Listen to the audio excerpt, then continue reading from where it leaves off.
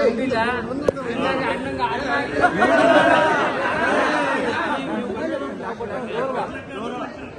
ಆಮೇಲೆ ನನ್ನ ಕಡೆ ಸ್ಪೆಷಲ್ ಗಿಫ್ಟ್ ಐತೆ.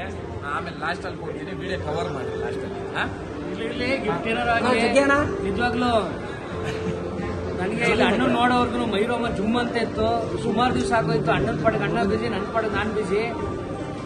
ಪ್ರತಿಯೊಬ್ರು ಕೇಳೋದಷ್ಟೇ, ನಿಮ್ಮ ಅಣ್ಣನ ಭೇಟಿ ಮಾಡಿಲ್ವಾ, ನಿಮ್ಮ ಯಜಮಾನ್ರು ಭೇಟಿ ಮಾಡಿಲ್ವಾ, ಎಲ್ಲವ್ರೆ ಹೆಂಗವ್ರೆ ಅಂತ.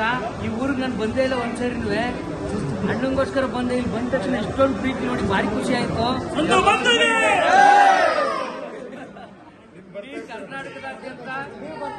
ಇಡೀ ಕರ್ನಾಟಕದಾದ್ಯಂತ ಸ್ನೇಹ ದೊಡ್ಡ ಮಟ್ಟಿಗೆ ಬೆಳೆದಿದೆ.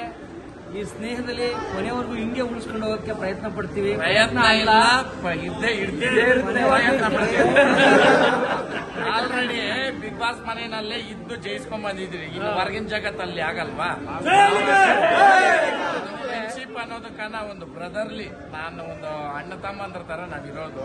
ಒಂದೇ ತಾಯಿ ಹೊಟ್ಟೆಯಲ್ಲಿ ಹುಟ್ಟಿಲ್ಲ ಅಂದ್ರೂ ನಾವು ಅಷ್ಟೇ ಇದರಲ್ಲಿ ಎಷ್ಟೋ ಅಡಚಣೆಗಳು ಬರ್ತದೆ ಇದ್ರೂ ನಾವು ಅದನ್ನೆಲ್ಲ ಜಯಿಸ್ಕೊಂಡು ಬಂದಿದ್ದೀವಿ. ಆಮೇಲೆ ಇಡೀ ಒಂದು 2 ನಿಮಿಷ ಹೇಳ್ಬಿಡ್ತೀನಿ. ಅದಕ್ಕೆ ಇದೊಂದು ಸೆಗ್ಮೆಂಟ್.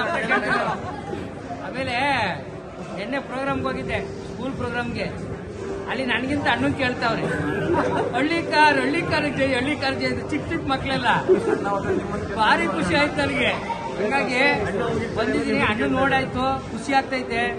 ಐ ಲವ್ ಯು ಅಣ್ಣ, ಐ ಲವ್ ಯು. ಜೈ ಹಳ್ಳಿ ಕಾರ್.